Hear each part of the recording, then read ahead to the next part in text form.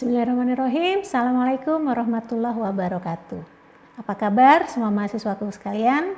Alhamdulillah pada kesempatan kali ini kita bertemu kembali dalam video learning mata kuliah Sosiologi Komunikasi. Pada kesempatan kali ini saya akan menyampaikan materi tentang Ghazwul Fikr atau perang pemikiran.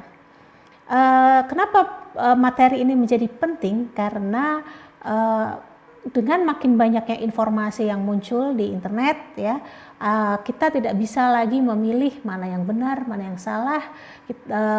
Maksudnya bukan tidak lagi memilih, tapi semua informasi mana yang benar, yang salah itu nyampur aduk seperti itu. Dan dalam beberapa kasus, dalam beberapa hal banyak sekali aktivitas-aktivitas atau pemikiran-pemikiran yang semakin mengkaburkan nilai-nilai Islam.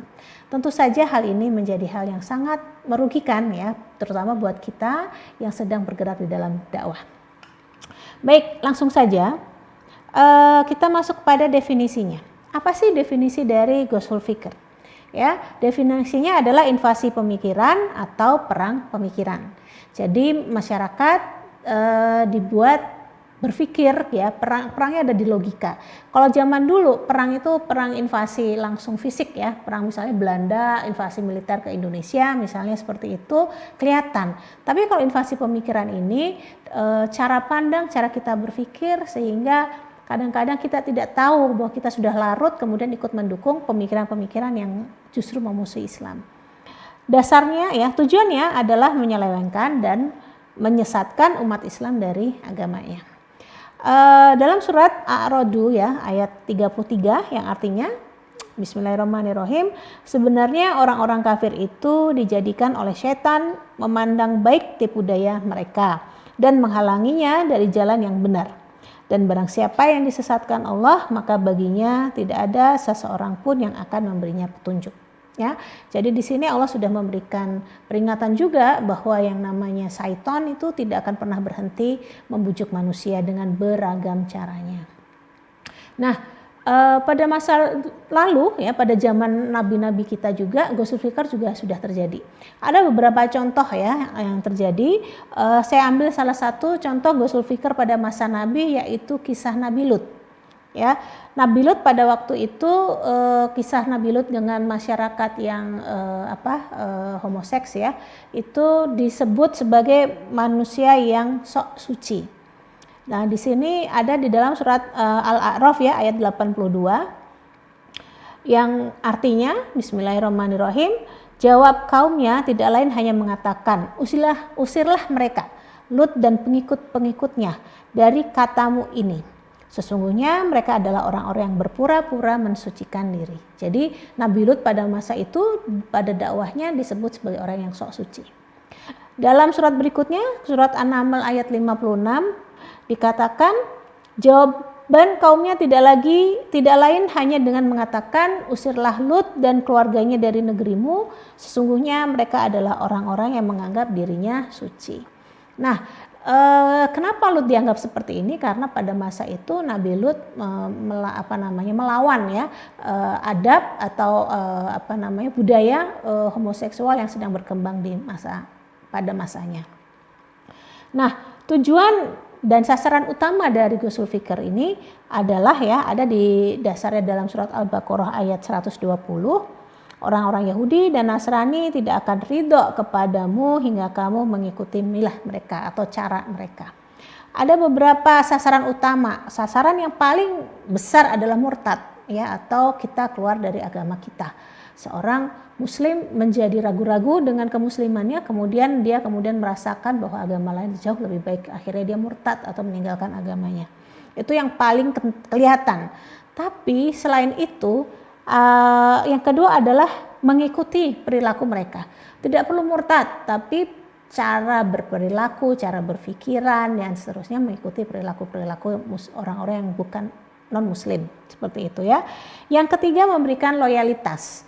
Jadi loyalitasnya tidak kepada agama kita ya, tidak pada loyal kepada aktivitas kegiatan-kegiatan yang Islami, tapi justru loyal kepada yang anti-Islam. Contohnya seperti itu. Nah, dalam metodenya menurut Abu Ridho ya, Ghazwul Fikr ini ada 4 ya.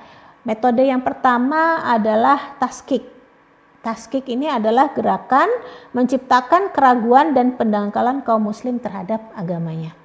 Ya, kegiatan taskik ini banyak sekali kita lihat. Contoh, ya ini mungkin gambar ilustrasi yang ekstrim ya.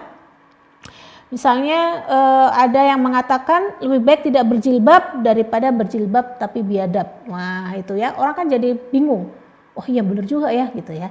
Lebih baik aku ngapain aku pakai jilbab kalau pikiranku masih belum Islami, misalnya kayak gitu.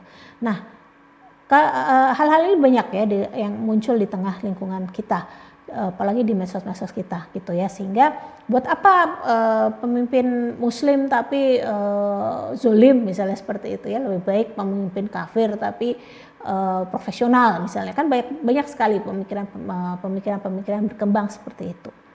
Nah, salah satu bentuk ya keberhasilan dari metode taskik ini ya, memunculkan keraguan-raguan ini ya, adalah mulai munculnya netralitas bagian orang Islam dalam masalah keyakinannya. Dia mulai mengatakan, wah nggak usah terlalu Islami banget dong, misalnya kayak gitu ya, atau kita nggak usah terlalu ngepro banget misalnya. Jadi mulai muncul kenetralan. Ya, memandang orang beriman itu sebagai fanatik, ekstrim, kolot misalnya, sehingga dia akan berusaha untuk tidak menjadi fanatik. Yang kedua, munculnya keraguan terhadap sebagian atau keseluruhan ajaran Islam. Mulai ragu-ragu, benar nggak ya gitu ya. Jadi akhirnya dia hanya mengimani sebagian isinya Al-Quran, tapi menolak yang lain, seperti itu. Nah ini ya ada contoh quote ya yang bikin orang mulai ragu-ragu ya, orang muslim ragu-ragu. Misalnya ini, agaknya orang Indonesia paling gampang sekali melibatkan Tuhan untuk hal-hal yang mestinya bisa diselesaikan oleh Pak RT. Nah ini quote dari Pak Remi Silado yang tentu saja akan menimbulkan keraguan-raguan. Padahal di dalam Islam itu kita melibatkan Tuhan dari mau tidur, bangun tidur sampai mau tidur lagi, mau masuk kamar mandi juga baca doa, ya nggak, keluar kamar mandi baca doa, semua aktivitas kita melibatkan Tuhan, karena kita mengharapkan keridhaan dari semua aktivitas kita dari Allah, gitu kan. Nah itu kemudian akan menimbulkan keraguan-raguan. Yang kedua, metode Ghosul Fikr yang kedua adalah taswih. Taswih adalah upaya menghilangkan kebanggaan kaum muslimin terhadap Islam dengan memberikan gambaran Islam secara buruk. Jadi dalam upaya metode ini kita akan banyak melihat liputan-liputan media misalnya ya yang mempropagandakan bahwa Islam itu teroris, ya Islam itu sadis, Islam itu tidak ada ketidaksetaraan gender dalam Islam dan seterusnya, sehingga kebanggaan kaum muslimin terhadap Islam itu menjadi rendah. Ya, sasarannya agar timbul rasa rendah diri yang menyeluruh dari kaum muslimin. Ya, jadi seorang muslim itu menjadi nggak bangga gitu ya dengan keislamannya.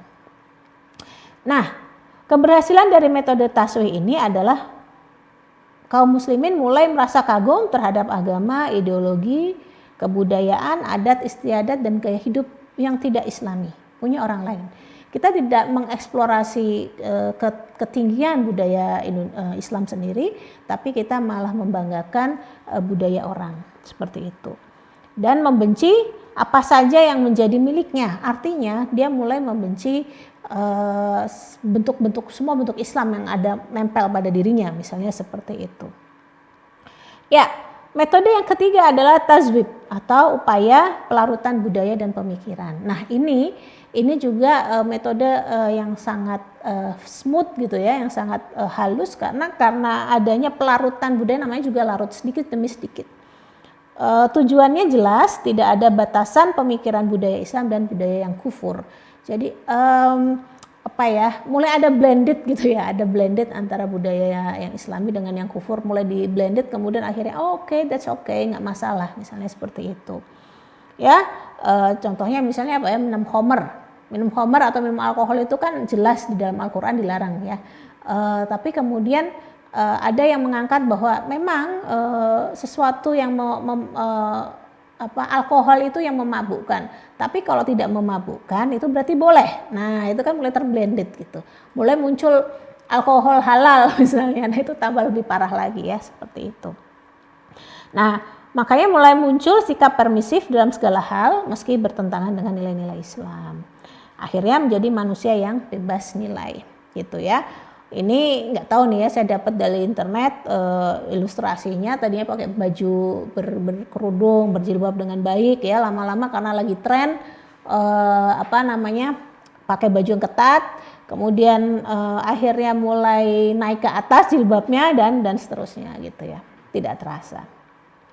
Ya, metode yang terakhir adalah metode tagrib ya, atau gerakan yang mendorong kaum muslimin agar mau menerima pemikiran dan perilaku barat. Nah, tadi kalau sebelumnya mulai ada blended ya, mulai ada percampuran seperti itu, kemudian mulai ada tagrib atau mau menerima pemikiran yang lain. Hilangnya nilai-nilai orisinal dalam masyarakat. Jadi karena kita sudah mulai, masyarakat muslim sudah mulai mau bisa menerima pemikiran-pemikiran yang totally different ya dengan pemikiran Islam, akhirnya mulai hilanglah nilai-nilai orisinal. Ya, munculnya perilaku asing yang sama sekali tidak dikenal sebelumnya, seperti itu. Nah, contoh ya dari tagrib ini adalah adanya ide penyamaan hukum waris antara laki-laki dan wanita karena dengan alasan kesetaraan gender misalnya seperti itu. Padahal di dalam kemudian mereka bilang bahwa hukum waris itu adalah yang di dalam Quran itu adalah budaya Arab yang memang sangat memihak pada laki-laki. Padahal sebenarnya kalau kita dalami lagi filosofi hukum waris bukan seperti itu, ya. Kemudian yang kedua adanya penghapusan kewajiban berjilbab, ya, karena menurut mereka jilbab itu hanya tradisi juga atau hanya simbol pengekangan terhadap umat Islam, terutama muslimah. Oke, baik, itu sedikit pengenalan tentang 4 metode Ghazul Fikr ya. Kita akan lanjutkan dengan banyak diskusi dan tugas-tugas setelah ini. Terima kasih. Assalamualaikum warahmatullahi wabarakatuh.